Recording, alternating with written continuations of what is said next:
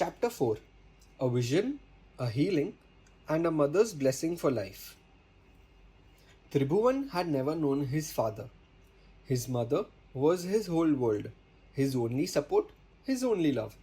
So when she passed away, the pain he felt was beyond words. And the worst part, he could not even be there to perform her last rites. That grief sat heavy on his heart.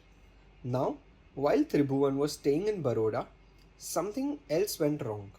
His eyes became swollen and he felt a terrible burning sensation inside them.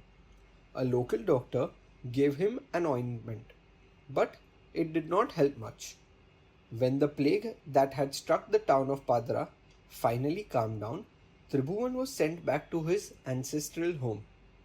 Back home, he stayed in the inner room, just beyond the courtyard. On the left side of that room was a staircase going up to the floor above.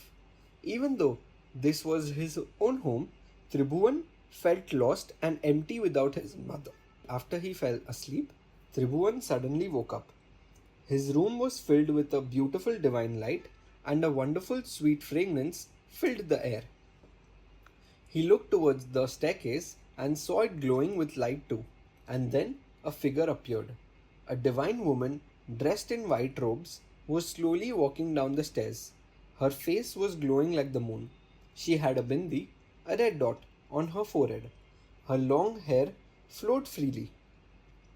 She walked gently towards his bed and sat right beside his pillow. Tribhuvan looked at her face and his heart burst open. "Ma? Mother!" he cried out. She lovingly reached out her hand and placed it softly on his eyes.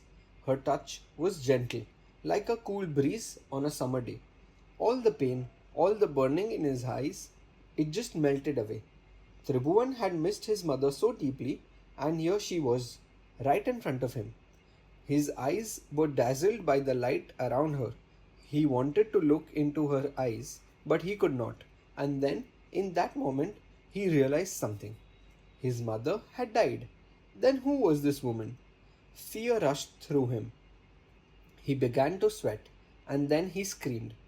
His scream woke up Ratanba, who was sleeping nearby. The moment he screamed, the divine figure disappeared instantly, and along with her disappearance, the pain and burning in Tribhuvan's eyes also vanished completely. Ratanba asked him, "Why did you scream?" Tribhuvan said, "My mother just came down the stairs and sat beside my pillow. Did you see her?" Ratanba laughed gently and said, "My bed is right next to yours, but I was fast asleep. I did not see anything. Go back to sleep." Ratanba had not seen anything, but Tribhuvan knew with all his heart his mother had come down from heaven to bless him. And the proof was right there. The pain and burning in his eyes were gone forever. His mother had given him a divine gift, a vision that would stay with him for the rest of his life. Because of her blessing, Tribhuvan's eyes remained incredibly sharp his whole life. Even in his 90s, he could read the finest, smallest print with ease. Those blessed eyes allowed him to read deeply, to absorb the most profound scriptures, and to follow the sacred path of Diksha, monkhood, until his very last breath. A mother's love had crossed the boundary of life and death itself, just to heal her son. End of chapter 4.